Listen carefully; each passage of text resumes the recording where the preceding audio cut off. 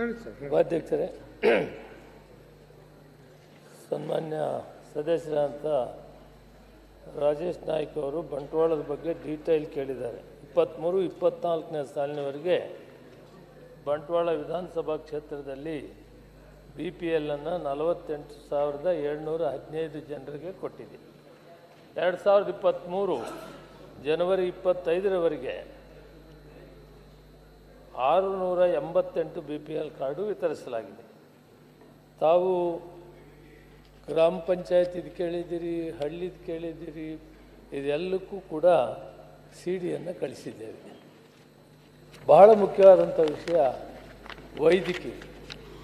ವೈದ್ಯಕೀಯ ಇದಕ್ಕೆ ಟಾಪ್ ಪ್ರಯಾರಿಟಿಯಲ್ಲಿ ನಾವು ಕೊಡ್ತಾ ಇದ್ದೀವಿ. ನೀವು ಹೇಳ್ತಾ ಇದ್ದೀರಿ 2 ಜನಕ್ಕೆ ಇಬ್ಬರಿಗೆ ಮಾತ್ರ ಕೊಟ್ಟಿದೆ ಅಂಥೇಳಿ, 55 ಇದೆ ಅಂತ ಹೇಳಿದ್ದೀರಿ. 10 ಕೊಟ್ಟಿದ್ದೀರಿ. 10 ಇನ್ನು ಉಳಿದದ್ದನ್ನು ಅದು ಪ್ರಯಾರಿಟಿಯಲ್ಲಿ ಕೊಡ್ತೀವಿ. ಹಾಸ್ಪಿಟ್ಲ್ ವಿಷಯದಲ್ಲಿ ವೈದ್ಯಕ್ಕೆ ಸಂಬಂಧಪಟ್ಟಂಥ, ಆರೋಗ್ಯಕ್ಕೆ ಸಂಬಂಧಪಟ್ಟಂಥ ಅರ್ಜಿಯನ್ನು ಬಂದರೆ ತಕ್ಷಣ ವಿಲೇವಾರಿ ಮಾಡಿ ಅವರಿಗೆ ಒದಗಿಸ್ಕೊಡುವಂಥ ಕಾರ್ಯಕ್ರಮವನ್ನು ಮಾಡಿದ್ದೀವಿ. ಬಹಳ ಮುಖ್ಯವಾದಂಥ ವಿಷಯ ಏನೆಂದರೆ, ಕೇಂದ್ರ ಸರ್ಕಾರ ಸರ್ವೆ ಮಾಡಿ ಸುಮಾರು 7 ಲಕ್ಷ BPL ಇದ್ದಂಥ ಕಾರ್ಡನ್ನು APLಗೆ ಪರಿವರ್ತನೆ ಮಾಡಿದ್ದಾರೆ. ಇದು ಕೇಂದ್ರ ಸರ್ಕಾರದ ಆದೇಶದ ಮಾರಿಗೆ. ಗೈಡ್ಲೈನ್ಸು 7 ಗೈಡ್ಲೈನ್ಸ್ ಇದೆ. ಬಹುತೇಕ ಗೈಡ್ಲೈನ್ಸ್ ತಮಗೆ ಗೊತ್ತಿದೆ, ಅದನ್ನು ನಾನು ಮತ್ತೆ ಹೇಳುವಂಥದ್ದಿಲ್ಲ. ಆದರೆ ಕರ್ನಾಟಕ ರಾಜ್ಯದಲ್ಲಿ ಬೇರೆ ರಾಜ್ಯಗಳಿಗೆ ನಾವು ಹೋಲಿಸಿದರೆ 73.3% ನಾವು BPL ಕಾರ್ಡನ್ನು ಈ ರಾಜ್ಯದಲ್ಲಿರುವ ಸುಮಾರು 7 ಕೋಟಿ ಜನದಲ್ಲಿ ನಾವು 4,53 ಲಕ್ಷ ಜನರಿಗೆ BPL ಕಾರ್ಡನ್ನು ಕೊಡ್ತಾ ಇದ್ದೀವಿ. BPL ಗ್ರಾಹಕರಿರ್ತಾರೆ. 1,25 ಲಕ್ಷ ಕಾರ್ಡ್ಗಳಿವೆ. ಇವೆಲ್ಲರಿಗೂ ಕೊಡ್ತಾ ಇರೋದು ನೋಡಿದಾಗ ನಮ್ಮ ದೇಶದ ಆರ್ಥಿಕ ಪರಿಸ್ಥಿತಿ ಭಾರತ ದೇಶದಲ್ಲಿ 2ನೇ ಸ್ಥಾನದಲ್ಲಿದ್ದೀವಿ. GST ಟ್ಯಾಕ್ಸ್ ಕಟ್ಟೋದ್ರಲ್ಲಿ ಆರ್ಥಿಕ ಪರಿಸ್ಥಿತಿಯಲ್ಲಿ. ಹಾಗಿದ್ದಾಗ ನಮ್ಮಲ್ಲಿ BPL ಕಾರ್ಡು 73% ಇದೆ. ಅಂದರೆ ನಾರ್ಮಲ್ಲಾಗಿ 50% ಇರಬೇಕು, 45-50 ಇರಬೇಕು. ಆದರೂ ಕೂಡ ನಾವು 73% ಇದ್ದೀವಿ. ಅದರಲ್ಲಿ ಈಗ ಇತ್ತೀಚೆಗೆ ಭಾರತ ಸರ್ಕಾರ ಸರ್ವೆ ಪ್ರಕಾರ 7 ಲಕ್ಷ ಕಾರ್ಡನ್ನು ಅವರ ಮಾನದಂಡಗಳ ಆಧಾರದ ಮೇಲೆ ತೆಗೆದಿದ್ದಾರೆ. ಅದನ್ನು ಕೂಡ ಮಾನ್ಯ ಸದಸ್ಯರು ಹೇಳಿದರು. BPLಗೆ ಒಳಪಡಿಸುವಂಥವರಿದ್ದಾರೆ, ಸಾಲ ತಗೊಂಡಿದ್ದಾರೆ, ಅದಕ್ಕೆ ಟ್ಯಾಕ್ಸನ್ನು ಬ್ಯಾಂಕ್ಗೆ ಕೊಡೋದಕ್ಕೆ ಹೆಚ್ಚು ಮಾಡಿದ್ದಾರೆ. ನಿನ್ನೆ ನಾನು ಮೀಟಿಂಗನ್ನು ಮಾಡಿ ಇದರ ಬಗ್ಗೆ 7.5 ಎಕರೆ ಜಮೀನಿರೋರು, ರೆಗ್ಯುಲರ್ ಟ್ಯಾಕ್ಸ್ ಕಟ್ಟೋರು, ಸರ್ಕಾರಿ ಕೆಲಸದಲ್ಲಿರೋರು, ನಾಮಿನೇಷನ್ ಡೈರೆಕ್ಟರ್ ಅವ್ರಿಗೆ ಬಿಟ್ಟು ಈ 5 ಲಕ್ಷ ಕಾರ್ಡ್ ನೀವು ಏನು ಹೇಳಿದ್ರಿ ಅದನ್ನು ಮರುಪರಿಶೀಲನೆ ಮಾಡಬೇಕು. ಯಾಕಂದರೆ ಕೂಲಿ ಮಾಡೋ ಜನಕ್ಕೆ ಕೂಡ 500 ರೂಪಾಯಿ ನಾವು ಕೂಲಿ ಕೊಡ್ತೀವಿ ಅಂದರೂ ಕೂಡ ಅದು 1,80,000 ಆಗ್ತದೆ. ಆದರೆ ಸರ್ಕಾರ 1,20,000ಕ್ಕೆ ಕೊಡಕೂಡ್ದು ಅಂತ ಹೇಳಿದಾಗ ಭಾಳಷ್ಟು ಕಷ್ಟ ಆಗ್ತದೆ. ಈ ವಿಷಯದಲ್ಲಿ ಮರುಪರಿಶೀಲನೆ ಮಾಡುವಂಥ ಚಿಂತನೆಯನ್ನು ನಿನ್ನೆ ಮೀಟಿಂಗಲ್ಲಿ ಅಧಿಕಾರಿಗೆ ಹೇಳಿದ್ದೀನಿ. ಮತ್ತು ಇದರ ಬಗ್ಗೆ ಸ್ವಲ್ಪ ತಡ ಮಾಡಬೇಕು, ತಕ್ಷಣ ಆಕ್ಷನ್ ತಗೋಬಾರ್ದು. ಮರುಪರಿಶೀಲನೆ ಮಾಡೋದಲ್ಲದೆ ನಾವು ಸರ್ಕಾರದಲ್ಲಿ ಒಂದು ತೀರ್ಮಾನ ತೆಗೆದುಕೊಳ್ಬೇಕಾಗ್ತದೆ. ಈ ದಿನ ಕೂಲಿನೇ ಒಂದು 500 ರೂಪಾಯಿ ಇರುವಾಗ ಆವ್ರೇಜು ವೇಜಸ್ ಪ್ರಕಾರ 600 ಚಿಲ್ಲರೆ ಇರ್ಬೋದು. ಆ ಪ್ರಕಾರ ಹೋದರೆ ಸುಮಾರು 2 ಲಕ್ಷ ರೂಪಾಯಿ ಪ್ರತಿ ತಿಂಗಳಿಗೆ ಕೂಲಿನೇ ಅವನಿಗೆ ಇರೋವಾಗ ಅವನು ಬಿಲೋ ಪಾವರ್ಟಿ ಲೈನ್ ಇರೋದು ನಿಜ. ಅದರಿಂದ ಈ ಸ್ಟ್ಯಾಂಡರ್ಡನ್ನು ಸ್ವಲ್ಪ ಬದಲಾವಣೆ ಮಾಡೋ ಅವಶ್ಯಕತೆ ಇದೆ. ಮತ್ತು ಇದರಲ್ಲಿ ಒಂದು ಕೆಲಸ ಆಗಿದೆ. ಯಾವ ಕಾರ್ಡ್ಗಳು ಬರ್ತಾಯಿವೆ ಅಂದರೆ, ಒಂದು ಕುಟುಂಬದಲ್ಲಿ ಒಬ್ಬರು ಕೆಲಸಕ್ಕೆ ಹೋಗ್ತಾ ಇರ್ತಾರೆ. ಆ ಕೆಲಸಕ್ಕೆ ಹೋಗೋನು ಏನು ಮಾಡಿರ್ತಾನೆ, ಎಲ್ಲೋ ಕೆಲಸಕ್ಕೆ ಹೋಗಿ ಎಲ್ಲೋ ಇರ್ತಾನೆ. ಈ ತಾಯಿ ತಂದೆ ಇವರಿಗೆ ಬಿಲೋ ಪಾವರ್ಟಿ ಲೈನ್ ಇರೋರಿಗೆ ಅನುಕೂಲ ಇರೋದಿಲ್ಲ. ಇದನ್ನು ತಹಸೀಲ್ದಾರ್ಗೆ ಅರ್ಜಿ ಹಾಕಿಬಿಟ್ಟ ತಕ್ಷಣ ಯಾರು ಮನೆಯಲ್ಲಿರೋ ತಾಯಿ ತಂದೆ ಅಥವಾ ಯಾರೋ ಅವರೊಂದು ಅರ್ಜಿ ಹಾಕಿದ್ರೆ 15 ದಿನದಲ್ಲಿ ಯಾರು ಕೆಲಸಕ್ಕೆ ಹೋಗ್ತಾರೆ ಅವರು ನಮ್ಮ ಜೊತೆಯಲ್ಲಿಲ್ಲ, ಅವರು ಬೇರೆ ಇದ್ದಾರೆ, ನಮಗೆ ತೊಂದರೆ ಆಗಿದೆ ಅಂತ ಹೇಳಿದರೆ 15 ದಿನದಲ್ಲಿ ಮತ್ತೆ ಅವರು ಕಾರ್ಡನ್ನು ಕೊಡುವಂಥ ವ್ಯವಸ್ಥೆಯನ್ನು ಮಾಡಿದ್ದೇವೆ. ಇದನ್ನು ಗೊತ್ತಿಲ್ಲದಿರ ಏನಾಗಿದೆ ನಿಮಗೆ ಮಾಹಿತಿ ಕೊಡ್ತಾರೆ, ನಮಗೆ BPL ಕಾರ್ಡ್ ಬಂದಿಲ್ಲ, ಟೆಕ್ನಿಕಲ್ ಪ್ರಾಬ್ಲಮ್ ಗೊತ್ತಾಗ್ತಿಲ್ಲ, ಅದಕ್ಕೆ ಓಪನ್ ಆಗಿ ಇಟ್ಟಿದ್ದೀವಿ. ಯಾರೇ BPL ಕಾರ್ಡ್ APLಗೆ ವರ್ಗಾವಣೆ ಆಗಿದ್ರೆ ತಕ್ಷಣ ಸಂಬಂಧಪಟ್ಟ ತಹಸೀಲ್ದಾರ್ಗೆ ಅರ್ಜಿ ಹಾಕಿದರೆ ಆ ತಹಸೀಲ್ದಾರು 15 ದಿನದೊಳಗಡೆ ಅದನ್ನು ಪರಿಶೀಲನೆ ಮಾಡಿ ಅವರಿಗೆ ಕಾರ್ಡನ್ನು ಕೊಡಬೇಕು ಅಂತ ಮಾಡಿದ್ದೇವೆ. ಆದಾಯದ ವಿಷಯದಲ್ಲಿ ನಮಗೂ ಕೂಡ ಸ್ವಲ್ಪ ಅರ್ಥ ಆಗಿದೆ. ಈ ಗೈಡ್ಲೈನ್ಸಲ್ಲಿ ಸ್ವಲ್ಪ ಬದಲಾವಣೆ ಮಾಡಬೇಕಾಗುತ್ತೆ. ಸರ್ಕಾರ ಇದರ ಬಗ್ಗೆ ನಾನು ಮುಖ್ಯಮಂತ್ರಿಗಳ ಗಮನಕ್ಕೆ ತಂದು ಇದನ್ನು ಸ್ವಲ್ಪ ಯೋಚನೆ ಮಾಡಿ ತೀರ್ಮಾನ ತೆಗೆದುಕೊಳ್ತೀವಿ. ಅಷ್ಟರವರೆಗೂ ಯಾರೇ BPL ಕಾರ್ಡು ನಿಜವಾಗ್ಲೂ ಕೂಡ ಅವ್ರಿಗೆ ತೊಂದರೆ ಆಗಿದ್ರೆ ತಹಸೀಲ್ದಾರ್ಗೆ ಹೇಳಿ ಅವರು ಅದನ್ನು 15 ದಿನದಲ್ಲಿ ಮತ್ತೆ ವಾಪಸ್ ಕೊಡಿ. ಸನ್ಮಾನ್ಯ ಅಧ್ಯಕ್ಷರೇ, ಬಹಳ ದೀರ್ಘ ಉತ್ತರ ಕೊಟ್ಟಿದ್ದಾರೆ, ಸಮಾಧಾನ ತಂದಿದೆ. ಆದರೆ ಮುಖ್ಯವಾಗಿ ಹೆಲ್ತ್ ಇಶ್ಯೂ ಅಲ್ಲಿ ಬಹಳಷ್ಟು ಲಾಂಗ್ ತಗೊಳ್ತಾ ಇದ್ದಾರೆ. ಯಾಕೆಂದ್ರೆ ಹಾಸ್ಪಿಟಲ್ನವರು ಕಾಯುವುದಿಲ್ಲ. ಈಗ ಮಂತ್ರಿ ಆಯುಷ್ಮಾನ್ ಭಾರತ್ ಈಗ ಪ್ರತಿಪಕ್ಷ ನಾಯಕರು ನಿಲುವಳಿ ಸೂಚನೆ ಕೊಟ್ಟಿದ್ದಾರೆ, ಅದರದ್ದೆಲ್ಲ ಚರ್ಚೆ ಮಾಡಬಹುದು. ಆಯ್ತು, ಇದು ಜಸ್ಟ್ ಒಂದು ಆದಷ್ಟು ಬೇಗ ಹೆಲ್ತ್ ಇಶ್ಯೂ ಅನ್ನ ಕ್ಲಿಯರ್ ಮಾಡಿದ್ರೆ ಸಾಕು. ಕಡಬ ತಾಲೂಕು ಮಹೇಂದ್ರ ಕಲ್ಲಪ್ಪ ತಮ್ಮನವರ್, ಕೆಲವರು ಆಸ್ಪತ್ರೆಯಲ್ಲಿ ಅಡ್ಮಿಟ್ ಆಗಿರ್ತಾರೆ. ಮಹೇಂದ್ರ ತಮ್ಮನವರ್ ಇಲ್ಲ. ಬಾಲಕೃಷ್ಣ ಸಿಎನ್. ಮಾನ್ಯ ಸಭಾಧ್ಯಕ್ಷರೇ, ಚುಕ್ಕೆ ಗುರುತಿನ ಪ್ರಶ್ನೆಯನ್ನ ಮಾನ್ಯ ಆಹಾರ ನಾಗರಿಕ ಸರಬರಾಜು ಮತ್ತು ಗ್ರಾಹಕರ ವ್ಯವಹಾರಗಳ ಹಾಗೂ ಕಾನೂನು ಉತ್ತರ ಕೊಟ್ಟರಲ್ಲ, ಸ್ವಲ್ಪ ಕ್ಷೇತ್ರ ಕೇಳಿ.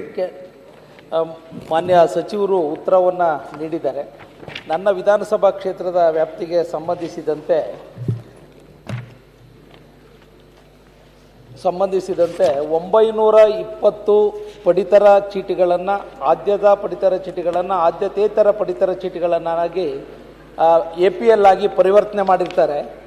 ತಾವು ಕೂಡ ಈಗಾಗಲೇ ಮಾನ್ಯ ಸದಸ್ಯರು ಸ್ನೇಹಿತರು ಕೇಳಿದಂಥ ಪ್ರಶ್ನೆಗೆ ಉತ್ತರವನ್ನು ತಾವು ನೀಡಿದ್ದೀರಿ. ಮಾನ್ಯ ಸಭಾಧ್ಯಕ್ಷ ಸಚಿವರು ನೀಡಿದ್ದಾರೆ. ಕೇಂದ್ರ ಸರ್ಕಾರದ ಮಾರ್ಗಸೂಚಿಗೆ ಅನುಗುಣವಾಗಿ 7,76,206 ಶಂಕಾಸ್ಪದ ಪಡಿತರ ಫಲಾನುಭವಿಗಳನ್ನು ಗುರುತಿಸಲಾಗಿರುತ್ತೆ ಅಂತ ಮಾಹಿತಿಯನ್ನು ಒದಗಿಸಿದ್ದಾರೆ. ನಾನು ತಮ್ಮಲ್ಲಿ ಕೇಳಿದಂಥ ಪ್ರಶ್ನೆ, ಯಾರೋ ಒಬ್ಬ ಉದ್ಯೋಗವನ್ನು ಅರಸಿ ನಗರ ಪ್ರದೇಶಗಳಿಗೆ ಅವನು ಹೋಗಿರ್ತಾನೆ, ಅವನು ಹೊರಗುತ್ತಿಗೆನಲ್ಲಿ ಕೆಲಸ ಮಾಡ್ತಾ ಇರ್ತಾನೆ, ಇನ್ನೊಂದು ಸ್ವಿಗ್ಗಿ ಅಥವಾ ಜೊಮ್ಯಾಟೊ ಒಂದು ಅಸಂಘಟಿತ ಕಾರ್ಮಿಕರಾಗಿ ಕರ್ತವ್ಯ ನಿರ್ವಹಿಸ್ತಾ ಇರ್ತಾನೆ. ಅವನ ಅಕೌಂಟ್ಗೆ ಬರ್ತಕ್ಕಂಥ ಆದಾಯಕ್ಕೆ ಅನುಗುಣವಾಗಿ ಇವತ್ತು ಸುಮಾರು 930 ಕಾರ್ಡುಗಳದು APL ಆಗಿ ಪರಿವರ್ತನೆ ಆಗಿದೆ. ಉದಾಹರಣೆಗೆ ನನ್ನ ವಿಧಾನಸಭಾ ಕ್ಷೇತ್ರದಲ್ಲೇ ಒಬ್ಬ ವ್ಯಕ್ತಿ, ಒಬ್ಬ ಮಗ, ಅವರ ಕುಟುಂಬದ ಮಗ ಬೆಂಗಳೂರಿನಲ್ಲಿ ಸ್ವಿಗ್ಗಿನಲ್ಲಿ ಕೆಲಸ ಮಾಡ್ತಿದ್ದಾನೆ. ಅವನ ಕಾರ್ಡ್ ಲ್ಯಾಪ್ಸಸ್ ಆಗಿದೆ. ತಾವೀಗ ಒಂದು ಸಪ್ರೇಟ್ ಆದಂಥ ಗೈಡ್ಲೈನ್ಸ್ ಇಶ್ಯೂ ಮಾಡ್ತೀವಿ ಅಂತ ತಾವು ಕೂಡ ಹೇಳ್ತಾ ಇದ್ದೀರಿ. ಅವನ್ನ ಹೊರತುಪಡಿಸಿ ಅವರ ಅವಲಂಬಿತರು, ಅವರ ತಂದೆ ತಾಯಿಗಳಿಗೆ ಜೀವನೋಪಾಯಕ್ಕೆ ತುಂಬ ಕಷ್ಟ ಸಾಧ್ಯ ಆಗಿರ್ತದೆ. ಆ ಹಿನ್ನೆಲೆಯಲ್ಲಿ ಅತಿ ಜರೂರಾಗಿ ಪರಿಗಣಿಸಬೇಕು ಅನ್ನೋದು ನನ್ನ ಒತ್ತಾಯ. ಅದ್ರ ಜೊತೆಯಲ್ಲಿ 2017ನೇ ಇಸ್ವಿನಲ್ಲಿ ಒಂದು ರಾಜ್ಯ ಸರ್ಕಾರ ಒಂದು ಮಾನದಂಡವನ್ನು ರೂಪಿಸಿದೆ. ಅದರಲ್ಲಿ ನೀವು ಹೇಳಿದ 7.5 ಎಕರೆ ಲ್ಯಾಂಡ್ ಇರ್ತಕ್ಕಂಥವ್ರು, ನಗರದಲ್ಲಿ 1,000 ಚದುರಡಿ ಇರ್ತಕ್ಕಂಥ ಮನೆ ಇರ್ತಕ್ಕಂಥವ್ರಿಗೆ ಆದ್ಯತೆ ಬರಲ್ಲ. ಉದಾಹರಣೆಗೆ ಟ್ರ್ಯಾಕ್ಟರ್, ಟ್ಯಾಕ್ಸಿ, ಮ್ಯಾಕ್ಸಿ ಕ್ಯಾಬ್ ಅವರು ಕೂಡ ಅರ್ಹರಾಗಿರ್ತಾರೆ ಅನ್ನೋದು. ಒಂದು ನಿಮಿಷ ಮಾನ್ಯ ಸಭಾಧ್ಯಕ್ಷ ದಯಮಾಡಿ. ಅದರಲ್ಲಿ 4 ಚಕ್ರ ಇರ್ತಕ್ಕಂಥ ಕಾರು, ಉದಾಹರಣೆಗೆ ಒಂದು ಮಾರುತಿ ಸಣ್ಣ ವೆಹಿಕಲ್ನ ಇಟ್ಕೊಂಡಿರ್ತಾನೆ, ಅವನ ಇಲ್ಲ ಮಾನ್ಯ ಸಭಾಧ್ಯಕ್ಷರೇ, ಒಬ್ಬ ಕೂಲಿ ನಾಲಿ ಮಾಡಿದ್ರು ಕೂಡ ಒಂದು ಚಿಕ್ಕ ಕಾರನ್ನು ಇಟ್ಕೊಂಡಿರ್ತಾನೆ. ಕಾರಿಗೆ ತಿಂಗಳಿಗೆ ಖರ್ಚು ಎಷ್ಟುಂಟು ಡೀಸೆಲ್ ಪೆಟ್ರೋಲ್ ಹಾಕ್ಲಿಕ್ಕೆ? ಸಭಾಧ್ಯಕ್ಷ 50,000 ರೂಪಾಯಿ ಕೊಟ್ಟರೆ 800 ಕಾರ್ ಖರ್ಚಿಲ್ವಾ? ಅಲ್ಲ ಮಾನ್ಯ ಅದಕ್ಕೆಲ್ಲ ದುಡ್ಡು, ಅಕ್ಕಿಗೆ ದುಡ್ಡು ಇಲ್ವಾ? ಏನ್ ಸುಮ್ಮನೆ ಅವ್ರ ಅವಲಂಬಿತರು ಆಯ್ತು, ಮತ್ತೆ ಚರ್ಚೆ ಮಾಡಿ ಮಾತಾಡಿ ಹೇಳ್ದು ಕೇಳಿ. ಚರ್ಚೆ ಮಾಡಿ ಮಾನ್ಯ ಸಭಾಧ್ಯಕ್ಷೆ, ಮಾನ್ಯ ಸಚಿವರು ಪೂರಕವಾದಂತ ಧನ್ಯವಾದಗಳು. 45 ದಿವಸದೊಳಗಡೆ ಅರ್ಜಿ ಸಲ್ಲಿಸಿದ 45 ದಿವಸದೊಳಗೆ ಅವಲಂಬಿತರಿಗೆ ಕಾರ್ಡ್ಗಳು ನೀಡ್ತೀವಿ ಅಂತ ಕೂಡ ಹೇಳಿದಿರಿ. ಜರೂರಾಗಿ ಕ್ರಮ ತಗೋಬೇಕು. ಯಾಕೆ ಮಾನ್ಯ ಸಭಾಧ್ಯಕ್ಷೆ, ಈ ಸ್ವಿಗ್ಗಿ ಮತ್ತು ಜೊಮ್ಯಾಟೊದಲ್ಲಿ ಬೆಂಗಳೂರಿನಲ್ಲಿ ಕೆಲಸ ಮಾಡ್ತಿರ್ತಾರೆ, ಅವ್ರು ಬಡವರಲ್ವಾ ಮಾನ್ಯ ಸಭಾಧ್ಯಕ್ಷ? ಅವರವೆಲ್ಲ ಕ್ಯಾನ್ಸಲ್ ಆಗಿದೆ. ಆ ಕಾರಣದಿಂದ ಅವರ ಪರಿಗಣಿಸಬೇಕು ಅನ್ನೋದನ್ನ ನಾನು ನಿಮ್ಮ ಮೂಲಕ ಮಾನ್ಯ ಸಚಿವರಿಗೆ ಜೊತೆಗೆ ನಮ್ಮ ತಾಲೂಕಿನಲ್ಲಿ ಕ್ಷೇತ್ರದಲ್ಲಿ 965 ಹೊಸ ಕಾರ್ಡ್ಗಳಿಗೆ ಬೇಡಿಕೆ ಸಲ್ಲಿಸಿ ಅರ್ಜಿ ಸಲ್ಲಿಸಿದ್ದಾರೆ ಮಾನ್ಯ ಸಭಾಧ್ಯಕ್ಷರೇ. ಅವ್ರಿಗೂ ಕೂಡ ಕೂಡಲೇ ಕೊಡಬೇಕು. 930ನ್ನ BPL ಇಂದ APL ಆಗಿ ಪರಿಗಣಿಸಿರ್ತಕ್ಕಂಥದ್ದನ್ನ ಅರ್ಜಿನ ಸ್ವೀಕರಿಸಿ ಅವ್ರಿಗೂ ಕೂಡ BPL ಕಾರ್ಡ್ ಅನ್ನ ವಿತರಣೆ ಮಾಡಲಿಕ್ಕೆ ಮನವಿ ಮಾಡ್ತಾ ಇದ್ದಾರೆ. ಸಭಾಧ್ಯಕ್ಷ ನಿಲ್ವಳಿ ಸೂಚನೆ ಇದೆ, ಮತ್ತೆ ಮಾತಾಡಿ. ಅವರು ಮಾತಾಡ್ತಾರೆ, ಆಗ ಮಾತು ಕೂತ್ಕೊಳ್ಳಿ. ಆಯ್ತು. ಮಾನ್ಯ ಮಾನ್ಯ ಮಂತ್ರಿಗಳೇ, ಅಧ್ಯಕ್ಷರೇ, ಸಭಾಧ್ಯಕ್ಷ ಒಂದು ಇಂಪಾರ್ಟೆಂಟ್ ಸಭಾಧ್ಯಕ್ಷ ದಯವಿಟ್ಟು ಸನ್ಮಾನ್ಯ ಸಾರ್ವಜನಿಕ ನಿಲುವಳಿ ಸೂಚನೆ ಕೂತ್ಕೊಳ್ಳಿ ಇವರು. ಬಾಲಕೃಷ್ಣ ಅವರು ಶ್ರವಣಬೆಳಗೊಳ ಕ್ಷೇತ್ರ ಅವರಿಗೆ ಈಗಾಗಲೇ ಉತ್ತರ ಅವರು ಕೇಳಿಸ್ಕೊಂಡಿದ್ದಾರೆ. 930 ಕಾರ್ಡನ್ನು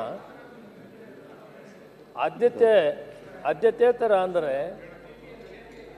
APLಗೆ ಹೋಗಿದೆ ಅನ್ನೋದಕ್ಕೆ ಇದೇ ಗೈಡ್ಲೈನ್ಸ್. ಏನು ಕಾರ್ ಇದೆ, ಭೂಮಿ ಇದೆ, ಟ್ಯಾಕ್ಸ್ ಕಟ್ತಾನೆ, ಇದು ಇರೋದು. ಈ ಗೈಡ್ಲೈನ್ಸು ಕೇಂದ್ರ ಸರ್ಕಾರದ ಅನುಮತಿಯಿಂದ ಮಾಡಿರುವಂಥದ್ದು. ಈ 930 ಕಾರ್ಡು, ಆ 7 ಲಕ್ಷ ಕಾರ್ಡ್ ಏನು ಕೇಂದ್ರ ಸರ್ಕಾರ ಸರ್ವೆನಲ್ಲಿ ಆಗಿದೆ ಅದರಲ್ಲಿ ಇದು ಬಂದಿದೆ. ಆದರೂ ಕೂಡ ನಾನು ಮಾನ್ಯ ಅಧ್ಯಕ್ಷರಿಗೆ ಮತ್ತು ಗೌರವಾನ್ವಿತ ಸದಸ್ಯರಿಗೆ ತಿಳಿಸೋಕ್ಕೆ ಇಷ್ಟಪಡ್ತೀನಿ. ಯಾರಾದರೂ BPL ನೀವು ಹೇಳಿದ್ರಿ ಮಗ ಜೊತೆಯಲ್ಲೆಲ್ಲ ಕೆಲಸಕ್ಕೆ ಹೋಗಿದ್ದಾನೆ, ಪರವಾಗಿಲ್ಲ ಬಿಟ್ಬಿಡಿ, ನಾವಿಬ್ಬರೇ ಇದ್ದೀವಿ, ನಾವು 3 ಇದ್ದೀವಿ, ನಮಗೆ ಕಾರ್ಡು ರದ್ದು ಮಾಡಿದ್ದೀರಿ, ನಮಗೆ ಕೊಡಬೇಕು ಅಂತೇಳಿ ತಹಸೀಲ್ದಾರ್ಗೆ ಅರ್ಜಿ ಕೊಟ್ಟು 15 ದಿನದಲ್ಲಿ ಮತ್ತೆ ಕಾರ್ಡ್ ಕೊಟ್ಟು. ಸಭಾಧ್ಯಕ್ಷ ಒಂದೇ ಸಭಾಧ್ಯಕ್ಷ ಒಂದು ನಿಮಿಷ ಅದಲ್ಲದೆ ಮೊನ್ನೆ ಸಭಾಧ್ಯಕ್ಷ ಮಂತ್ರಿಗಳಿಗೆ ಇನ್ನು 964 ಕಾರ್ಡ್ಗಳು ಅರ್ಜಿ ಸಲ್ಲಿಸಿದ್ದಾರೆ, ಅದಕ್ಕೆ ಕೊಟ್ಟಿಲ್ಲ. ಅದನ್ನು ಕೂಡ ಪರಿಗಣಿಸ್ಬೇಕು ಬೇಕಾ ಅಂದ್ರೆ ಆದಷ್ಟು ಬೇಗ ಅವನ ಪರಿಹಾರ ಮಾಡ್ತೀವಿ. ಸಭಾಧ್ಯಕ್ಷ ಒಂದೇ ಒಂದು ವಿಚಾರ ಪ್ರಸ್ತಾಪ ಮಾಡ್ತೀನಿ. ಸಭಾಧ್ಯಕ್ಷ ಒಂದೇ ನಿಮಿಷ. ಸಭಾಧ್ಯಕ್ಷ ಏನಾಗಿದೆ ಅಂದ್ರೆ ಸಭಾಧ್ಯಕ್ಷ ಈಗ ಬಿಲ್ ತಗೊಳ್ಳಿಕ್ಕಿದ್ದೇವೆ, ನೀವು ಇದೇ ಮಾತಾಡಿ ಕೂತ್ಕೊಂಡು ಹೇಳ್ತೀವಿ. ಎಸ್ ಎನ್ ನಾರಾಯಣ ಸ್ವಾಮಿ ಅವರು